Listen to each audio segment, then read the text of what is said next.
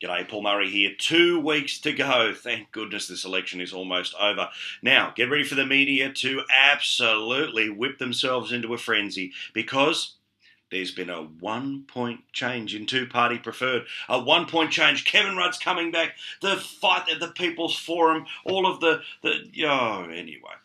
Here's the truth of what's actually going on inside the opinion polls. He didn't take any votes whatsoever off the Liberal Party. Instead, it's all out of primary votes. And the big change there was that at the previous poll, it was 10% of people who were from others. Now, others is not undecided. Others is your independents, your catters, all of those people. Well, that went from 10% down to 7%.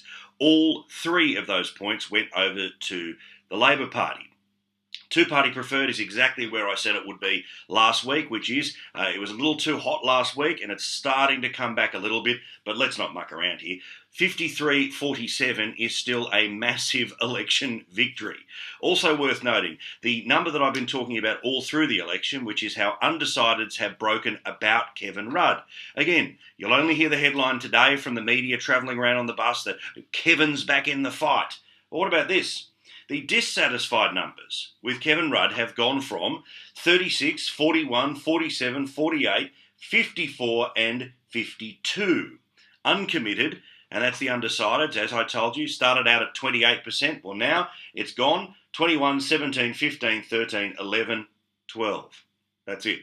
1 point. And remember, even if you pulled all of those onto his side, he still wouldn't be in an election-winning position. However, here is the number that you are not going to hear anywhere being said because it doesn't fit the media narrative. Tony Abbott's numbers for the first time have now become that he has a lower dissatisfaction level than Kevin Rudd's. Kevin Rudd's dissatisfaction is at 52, Tony Abbott's is at 49. The only reason I mention that is because often the talking point is nobody's going to elect the most unpopular opposition leader in a long time. Well, now, the Prime Minister, more people are dissatisfied with his performance than are dissatisfied with Tony Abbott's performance. But the key number to have a look at is the one that Kevin Rudd and his team have been trying to drive home over the weekend with that nonsense, and it was nonsense, of him having to travel back to Canberra for special briefings about Syria. You see, he still remains the preferred Prime Minister. He remains preferred Prime Minister at 44-40 with 16% of people still undecided. I don't know why people are uncommitted here, but anyway, get off the fence. There's about to be an election.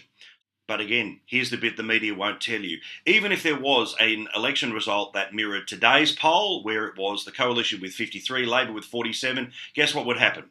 Labor would have 62 seats, the coalition 85.